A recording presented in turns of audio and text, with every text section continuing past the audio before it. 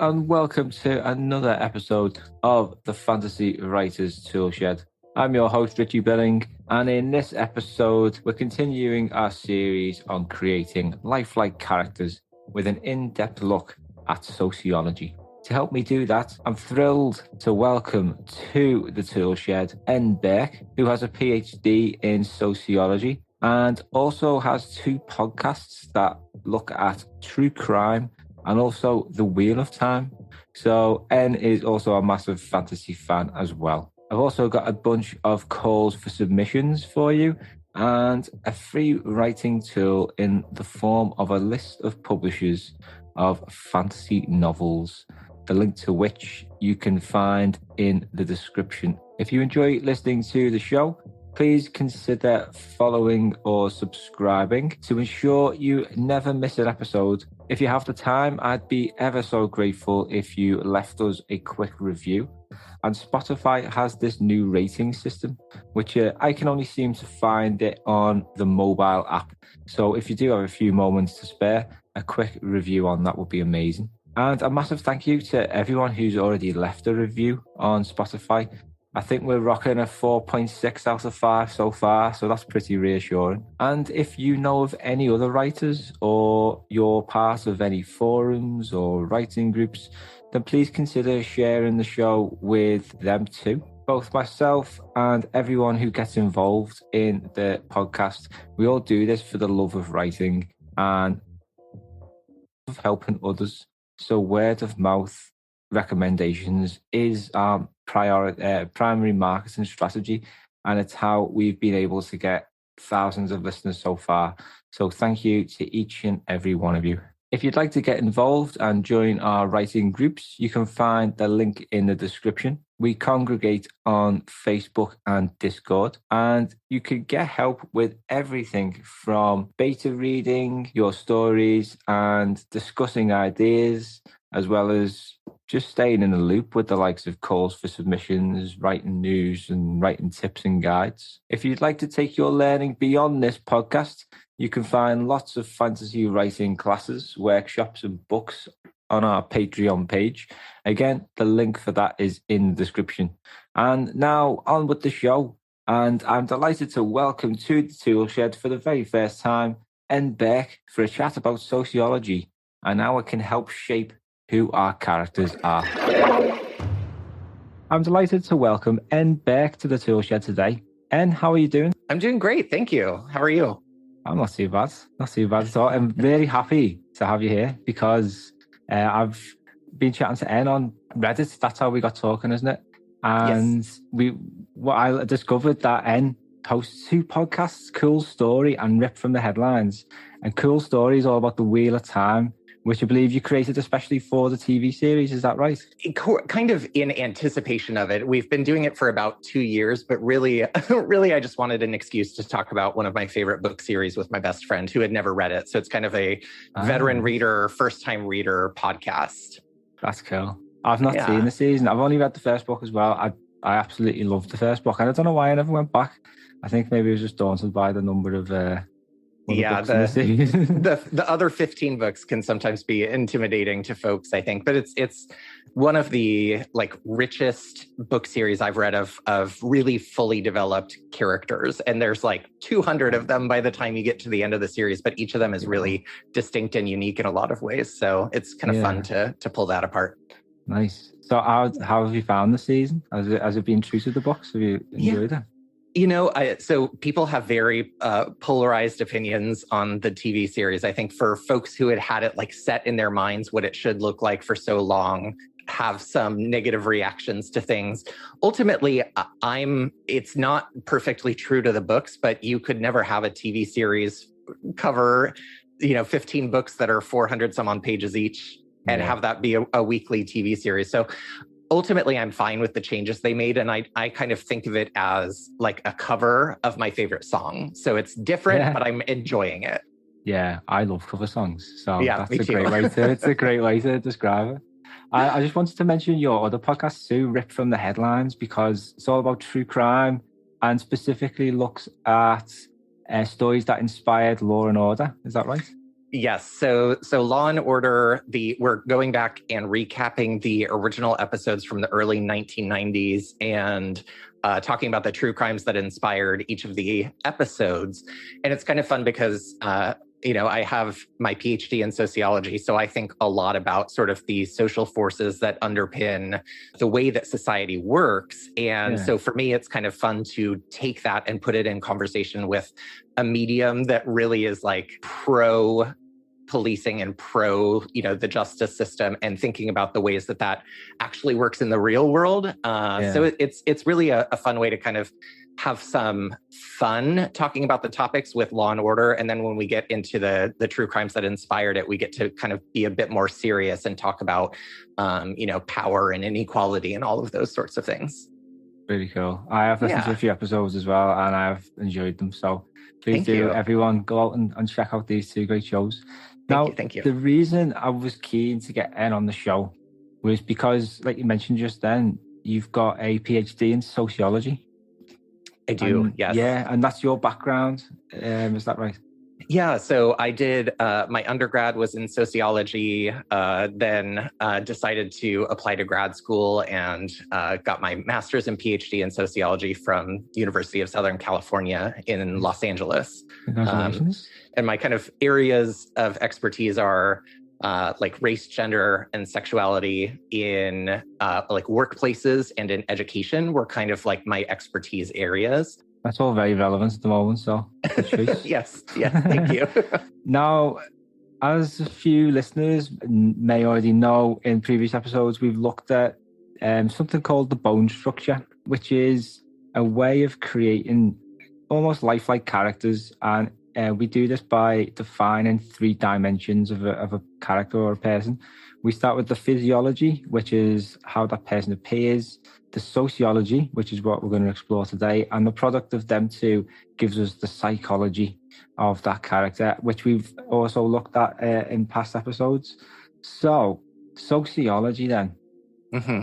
I love exploring this because, do you know that cliche line? I always come back to it. Society made me like this. And do you know what? There's some truth in it, I think. I don't know about you. You're obviously the expert here.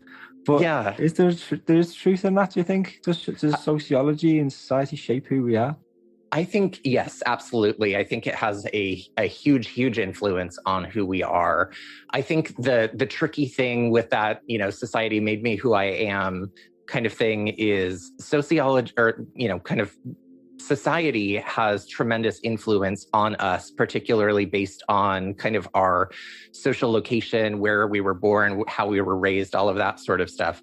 And also sociology really looks at the agency of individuals to either, navigate those patterns in society or to push against and resist them and create change either for oneself or for another group. And so, yes, I think sociology would say yes, it makes us who we are, or at least it informs the way that we view and navigate the world. That's very well explained. And it is a very broad subject, isn't it? And I don't think we could nail it all in a quick 20 minutes or so. So I was going to ask you about, it makes sense, doesn't it, to start with when we're born, parents, siblings, relationships, the hobbies and interests that we develop, our home life, essentially. Mm-hmm. That has a fundamental impact on who we grow up to become. Mm-hmm. So can you tell us a bit about that and the influence that has? Yeah, absolutely. Just before we started recording, we talked about kind of a few different themes like religion and family and all of that. All of those are what in sociology we would refer to as agents of socialization, which is the way in which an individual learns the values and the norms of a given society. And so each of those agents of socialization is kind of tasked with the orientation toward normalcy in society, essentially, and toward holding similar values. So for family, you'll see often folks or kind of those major influences are looking at putting one's family before others, respecting elders in that family, taking care of others. Caretaking is a huge, huge thing in the sociology of families, because you can look at things like when parents are aging, who is responsible for taking care of them? And that sort of responsibility often falls on the women members of a family. So if you have a bunch of siblings whose parents are ill or sick or dying, it's often the women in the family who are sort of responsible, quote unquote, for taking care of those parents. Of course, that's not something necessarily that we explicitly state, right? Like nobody is born and we say like, you are responsible for taking care of our aging parents, but those expectations and those norms are reinforced in many different ways. And so you'll often see kind of consistent themes about what family means to people and what the expectations are around that for people. And that's going to vary a lot from society to society or culture to culture. Some families, it'll be in the 1950s in America, it was all about the nuclear family, the mother, the father, the 2.5 children, and the white picket fences. Apologies, all of my context is going to be United States, but that's fine. That's sort of what the family looked like. And you saw that reinforced in kind of the different norms of society to say, this is what family means. In other cultures, it's really common for multiple generations to be living together, for children to be raised by aunts, uncles, grandparents, cousins. And so you'll see a far broader context of what family means. It's amazing to look at the contrast, isn't it? Because when you were talking there about that nuclear family of like the white picket fences and everything, I always remember learning about this. I think it must have been in politics, about how governments or certain governments at the time, at different times, promoting a sort of stable family would help sort of like the economy or like all different kinds of things, really. It's amazing that that's what your government's trying to drive into. Yes, I think, a Marxist perspective on sort of the family would look at what function it serves relative to the economy. And so for the United States particularly, but really any sort of capitalist society or culture, has a vested interest in maintaining the reproduction of a workforce. And so you'll see states or countries having various sort of laws or benefits to enforce a specific structure of what family means. And you see that through things like there are tax credits to people who get legally married. There are taxes that everybody in society pays to raise children, to fund public education. And so you'll see the sort of expectations around what family should look like, how it should operate, reinforced by multiple agents of socialization, right? So that the family doesn't exist in a vacuum. It exists in the context of the politics and the religion and other social structures within the society. But because who's to say what's right at the end of the day when these are just all sort of driven at us, aren't they? All these, like we say, through the medium of like governments, religion, all these different things are telling us to live our lives in a certain way or promoting us to do so. Yep. When you take a step back, it's like, well, you might be wrong. Yes. And I think that a really helpful lens perhaps for writers would be thinking about the context of power, because all of the sort of norms and values that you'll see in a society are in the interest of maintaining power. And so, respecting your elders in the family is maintaining a sense of power of the family's elders. The sort of democratic system is about maintaining power of people who are kind of often already in positions of power in society. It's uncommon in the United States, at least, for our politicians, especially at the highest levels, to really come from lower class or working class backgrounds. They're often the children of former politicians or people in prestigious, well-connected families. so you'll see what I'm trying to say with that is that you'll see those sort of like norms and laws really structured in a way that maintains the existing status quo of power. Yeah, it's amazing. So I just wanted to bring it back a bit and talk about the influence that parents can have and what our parents believe, what they do. How does, I mean, I see it a lot in all different kinds of people and the influence that the parents have had on them. And sometimes it's obviously good and sometimes it's obviously bad, but what can you explain that to us? So again, the family teaches us a lot of norms about society, but it's not the only one that does that. It's interesting. Studies actually show that peer groups tend to be more influential on children's sort of perspectives of the world than necessarily their family. But generally, what you will see is if you have children who are in a family that they kind of view as functional, like they don't see a lot of dysfunction in their family, they will often replicate the sort of belief systems and the practices that their parents believe are correct, that they kind of reinforce. For example, my father was in the military, and he was so regimented about time. And so I have a like compulsive on time means you're late and 10 minutes early means you're on time kind of thing, because that was sort of the belief that he held when, based on his military training, and that then influenced our family. Excellent timekeepers. Yes. And of course, all of that interacts with our own individual psyche. I'm also a person who has anxiety, and maybe that was because of things like that, but maybe it's also just a thing that, is my own kind of thing, and it interacts with that, and it sort of like feeds each other.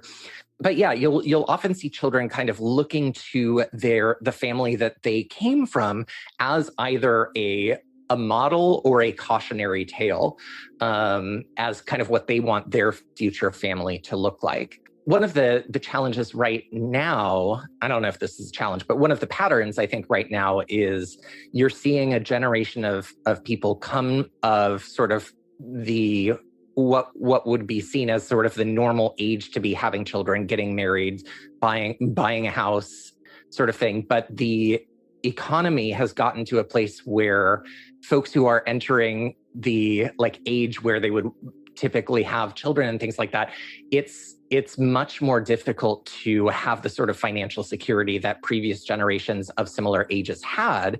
And so we are often, in the 30 and 40-year-old range right now, forming sort of different family structures because of the economy. So we're seeing, at least in the United States, more multi-generational families living together with grandparents or uncles and cousins because housing is so expensive, because wages have not kept pace with inflation. And so a family of four can't survive on a single income the way it could in the 1950s.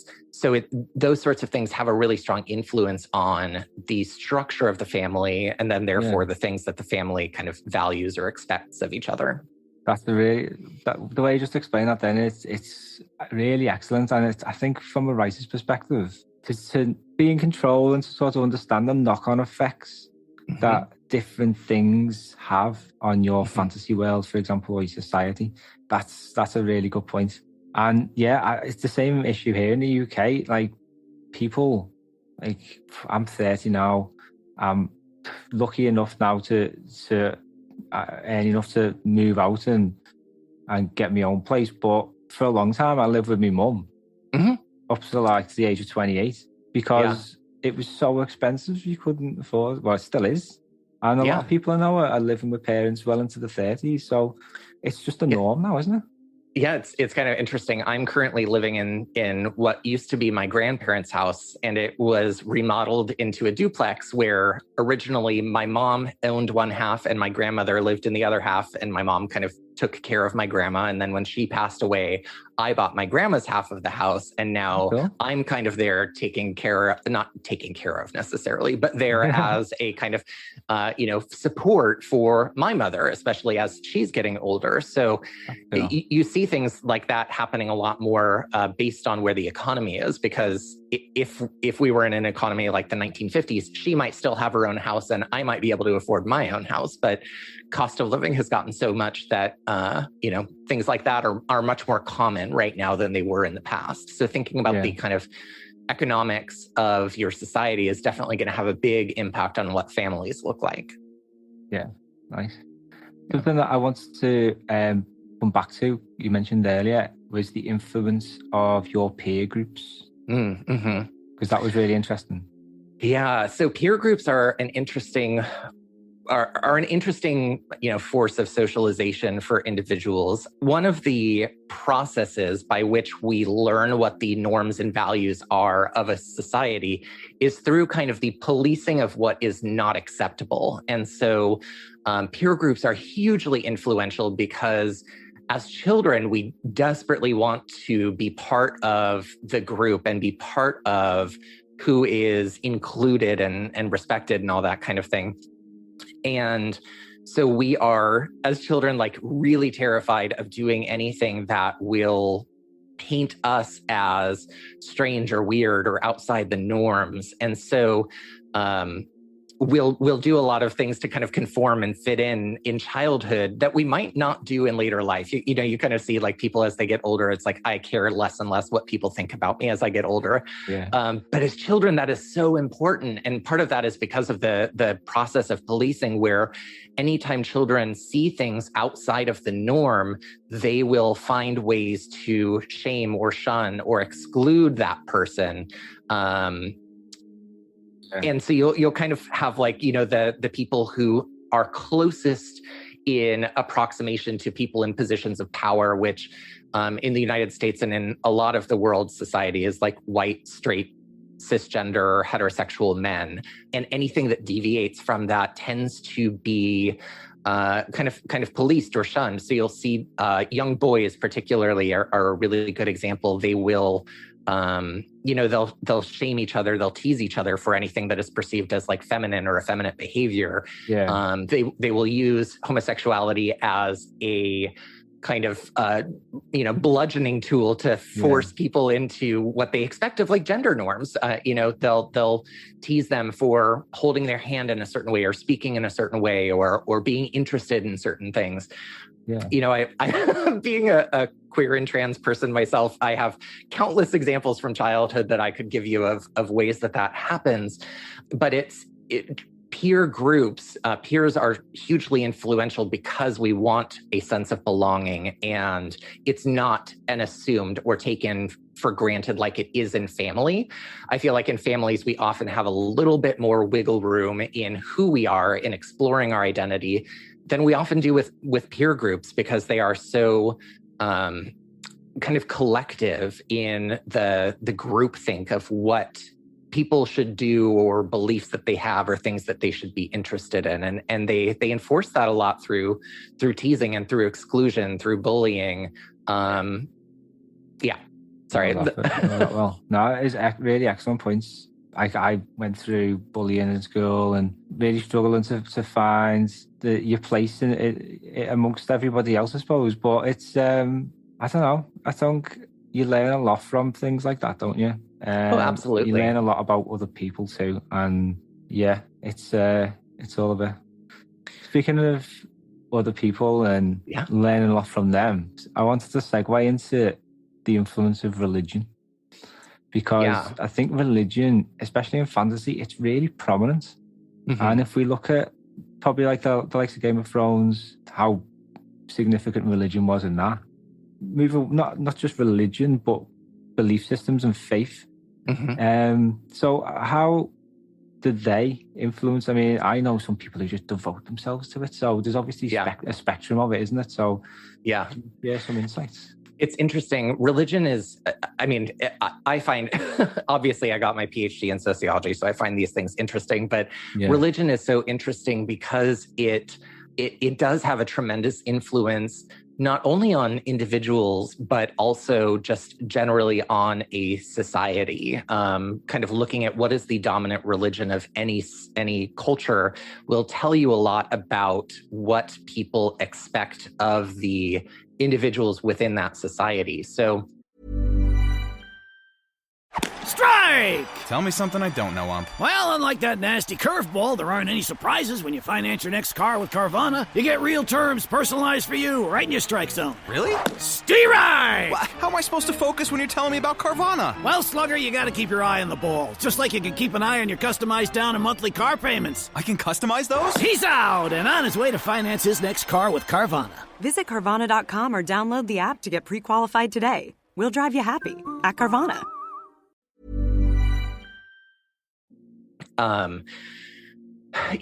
Like Christian religion, for example, in the United States often sort of says that, men should be with women and that influence, even though it's from religion and doesn't necessarily not everybody believes that or holds to it or reinforces that, but because it is the dominant belief in a society, you see it being influenced you see it influencing all of the other aspects of it. So one of the reasons we see, laws like tax benefits for married people are because the people who are in positions of power passing the laws and voting on the laws are often the people of that dominant religion in the society. So even if it's technically a separation of church and state, you will often see the sort of like guiding influences of a religion shaping the decisions people are making in politics. So, or any other context really, but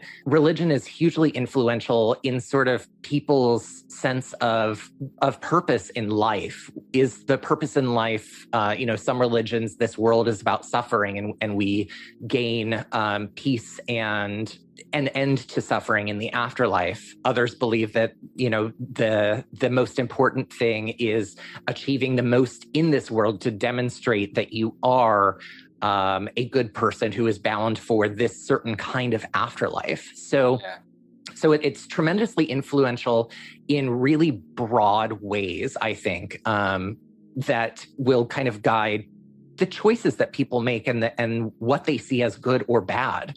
I remember taking a class in undergrad where the professor was talking about sort of the origins of racism and kind of comparing the United States to, I believe Brazil was his comparison. And he talked about how in the Bible there was the curse of Ham. I'm not a biblical expert, so I'm sure lots of other people know more about this than I do. But he had all of these analyses of the Bible that looked at how the curse of Ham was kind of a association with like darkness, like the curse made the person was laid upon him, I believe, because he had, made bad decisions, whatever. And it kind of got associated with like darker skin tone, darker complexion. And you see that a lot in fantasy, obviously, right? Like the bad guy is always like dressed in black and things are dark and that equates badness. And so he was able to kind of like track this back to this sort of like biblical curse and make arguments for how this influenced the slave trade to the Americas. And so you'll often see these really, really interesting ways that religion influences things, right? People were okay with engaging in the slave trade because they believed these people were less than human. And that came from certain religious beliefs. At least that was his argument. So you'll definitely...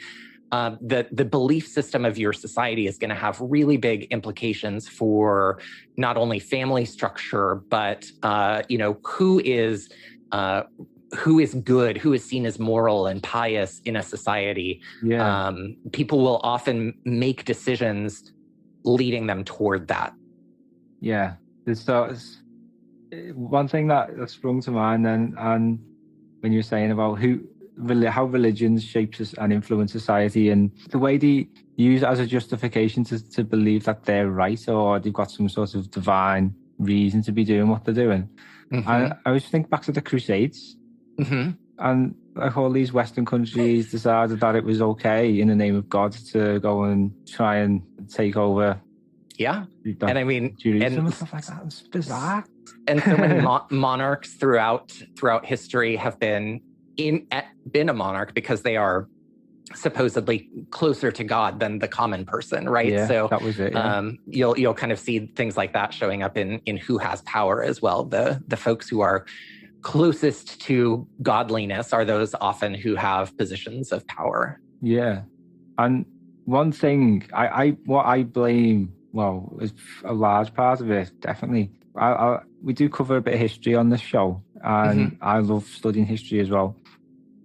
And when Christianity first came to England, it was a fairly equal society. But because Christianity promotes this sort of ideal of a woman, which is centered around the Virgin Mary, you just see a complete destruction of any sort of sense of equality, which is still enduring today. Like at one point, the law, as sort of decreed by the church, was that women were regarded as a type of infant, and that they were a piece of property.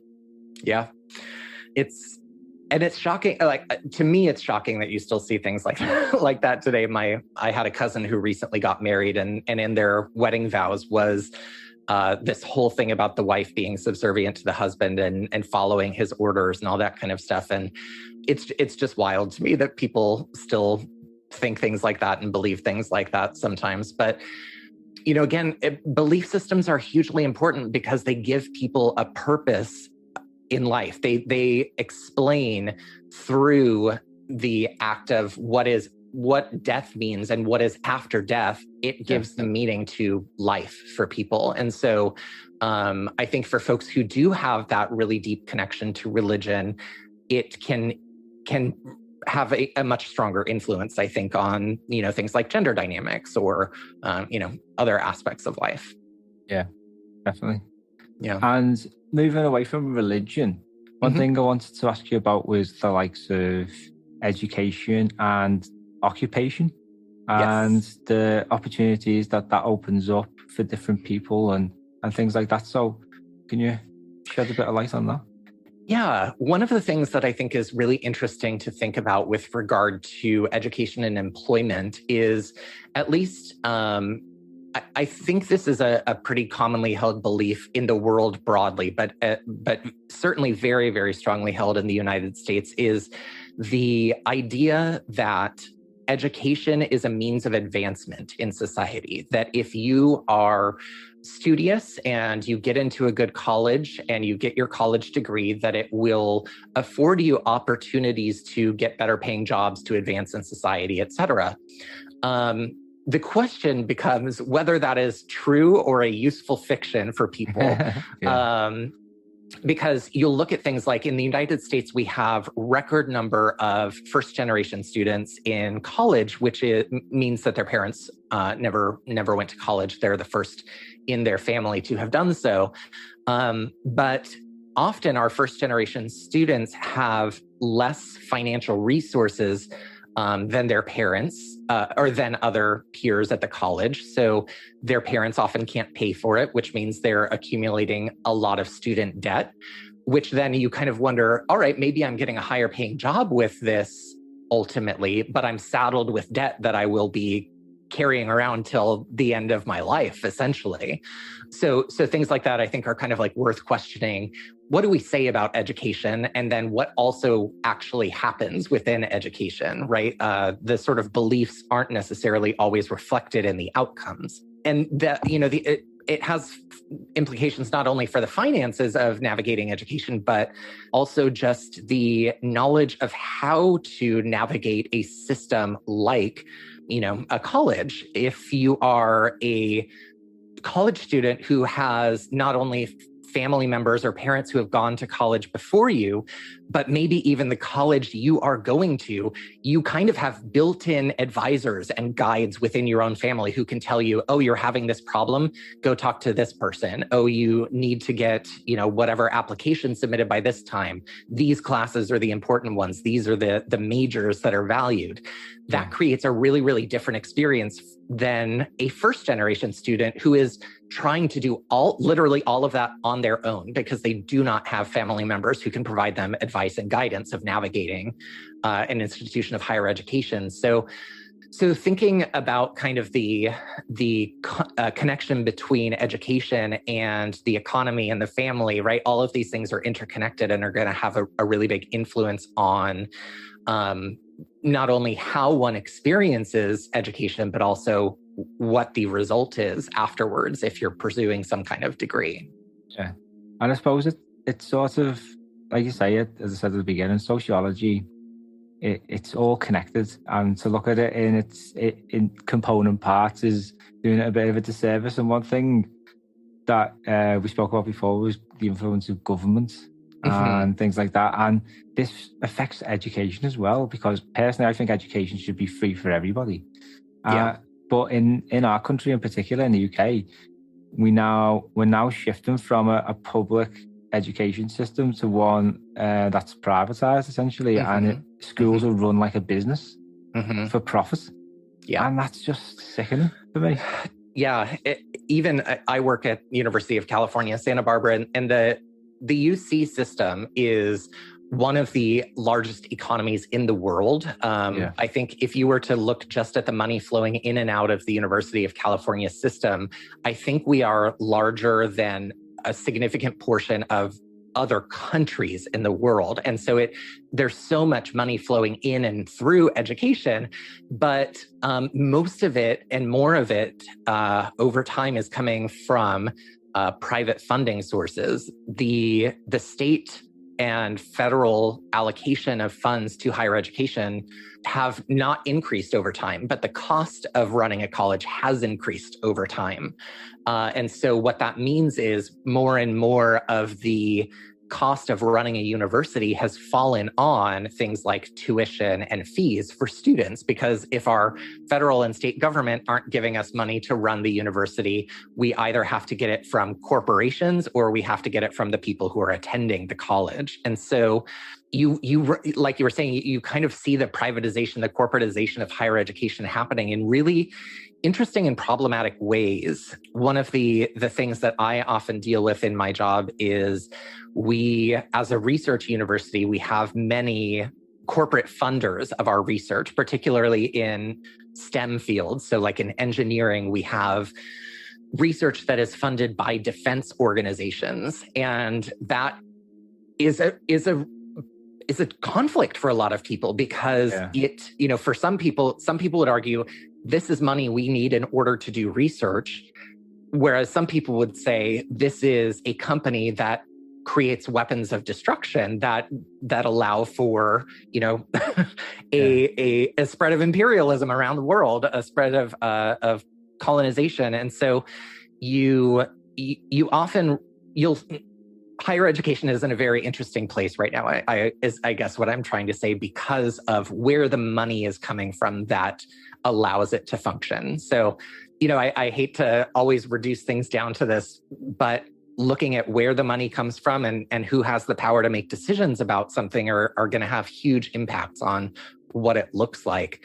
And because that money is not coming from necessarily taxes and coming from the public as it used to, corporations have tons of power in universities that they didn't used to have. They often sit on the boards of universities and make decisions about what is valued education. And so then you get into really interesting things like if these are the people who are on boards of universities and they're also, the CEOs of Fortune 500 companies, they get to make decisions about allocation of money towards specific areas. And of course, they will allocate it toward those areas that then benefit them. So they will give lots of fellowships and grants and job opportunities to people who are engaged in research or science in their area. So the defense organizations will fund people in mechanical and electrical engineering who are then going to be the workforce that supports that organization. So it's really, really an interesting time in education. Yeah. And what I'm really enjoying about this particular part of the conversation is that what we're seeing is loads of conflict. Mm-hmm. And as writers, we're going to try and bring it back to writing now. Yeah. Conflict is the fuel of our stories. Yes. So hopefully, if you've been listening to Enn, you've got a sense of how all these different parts of sociology can conflict with each other. And this is I can feel stories there, you know what I mean? When you're talking about things like that, it's ideas are coming to me about like different stories that you could try and write about. So before we finish, I just wanted to ask you whether you've got any, because I understand you're a bit of a writer yourself. I am. Have you got any advice for any writers who are looking to maybe learn about a bit more about sociology or use sociology in their stories to make them unique, to give them that original edge? Yeah, I can recommend like a couple of sources. I think questions that I try to think about in world building are things like, where is the power? Who has power? What does that look like? How is that power exercised? How do people push against that power? You know, and that'll look really different in a democratic society. Maybe it would look like voting. In a totalitarian society, maybe it would look like guerrilla warfare. So it's going to be really different based on what that power structure looks like. So power and money are going to be two hugely, hugely influential things that I think any writer would want to have really worked out to help shape the world and make it feel realistic. Yeah, of course. And religion, of course, all of them. All of the agents of socialization are really important. But, asking about power, I think, is a really important one. As far as things to learn more about sociology, gosh, I mean, the Communist Manifesto is one of the, I think, foundational texts in understanding how power and money form a society and bound a society. So not necessarily going to give you all of the tenets of sociology, but certainly an interesting lens into power and economy and the way that shapes all of the other structures of society. Gosh, I mean, I would have to look at my my bookshelf and see what some of the other texts are that I would recommend. But I'd be happy to send you some other recommendations that you can share with folks on future episodes if you'd like. That'd be awesome. Thanks so much. Yeah, of course. And it's been fantastic chatting with you. I've learned so much, and I've got quite animated at times. Well, I really enjoyed this as well. Like I said, I obviously am a big nerd. Otherwise, I would not have gotten a PhD in this and spent like 10 years of my life studying it.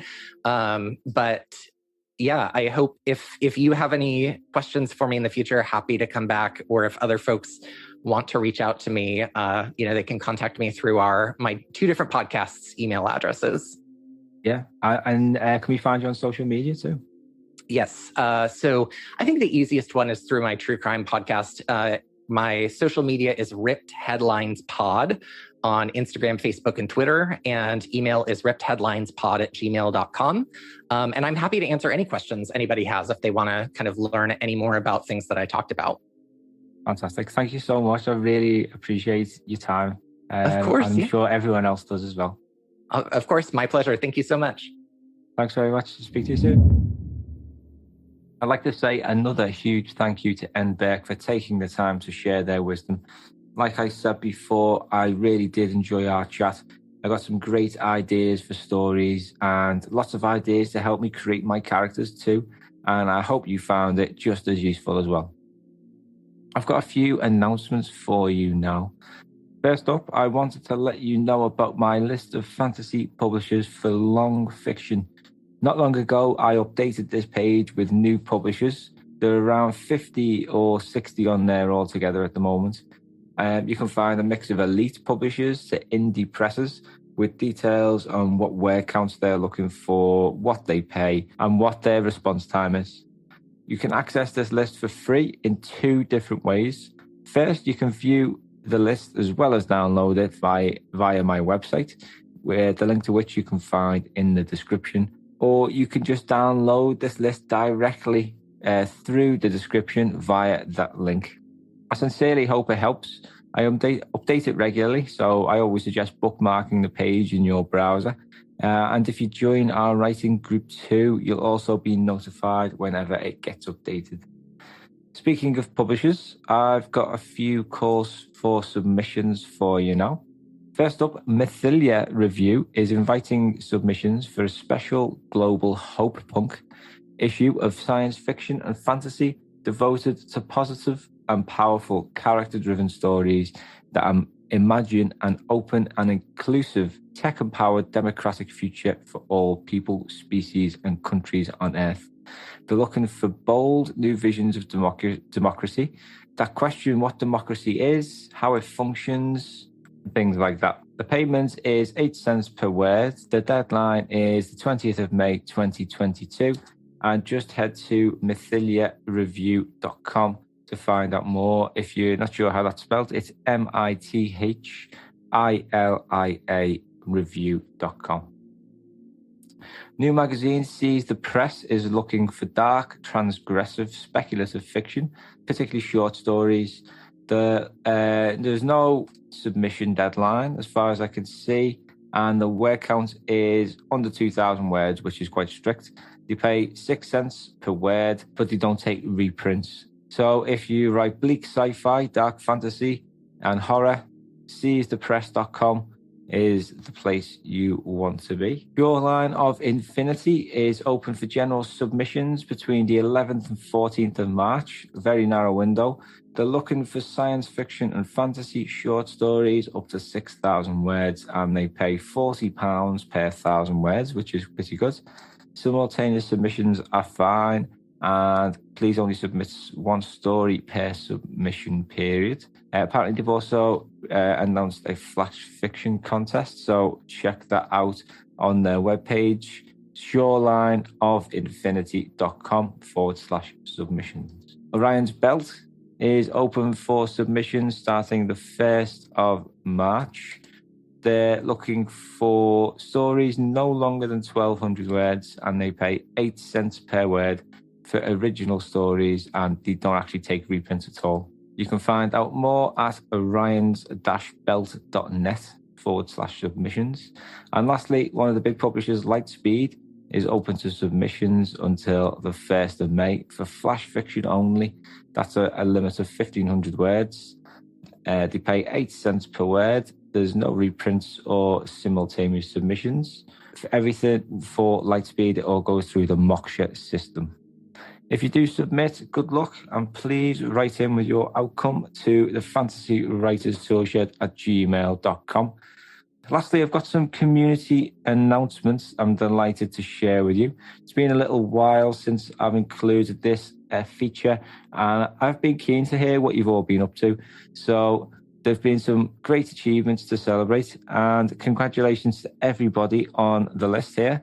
If you'd like to feature in our shout-out section yourself, please email in at thefantasywriterstoolshed@gmail.com. Firstly, congratulations to E. Prabilski, who has a story called Daughter of Spring coming out as part of a mini-thology series published by N.D. Gray. Well done there. Congratulations to David McTaggart, who's just sent off his 260,000-word epic fantasy, Fires of Redemption, to his editor. That is 4.5 years of work that David's invested, so really well done there. Well done to Bart and Paul Levinson for the excellent review from Kirkus Reviews of his book Another Century. And lastly, well done to Laverne Spencer McCarthy on the publication of 2 new books, Unhallowed Musings, a collection of short, weird stories, and Panorama of Sonnets, which is all about poetry. Awesome stuff, everyone. Remember, write in to share your own news on the next episode. And that's all we've got time for today. Thank you so much for listening. If you did enjoy the show, please consider subscribing or following. Please also consider leaving us a quick review or a Spotify rating through your mobile app, and share the show with your writing friends, your writing group, or anyone you think may be interested.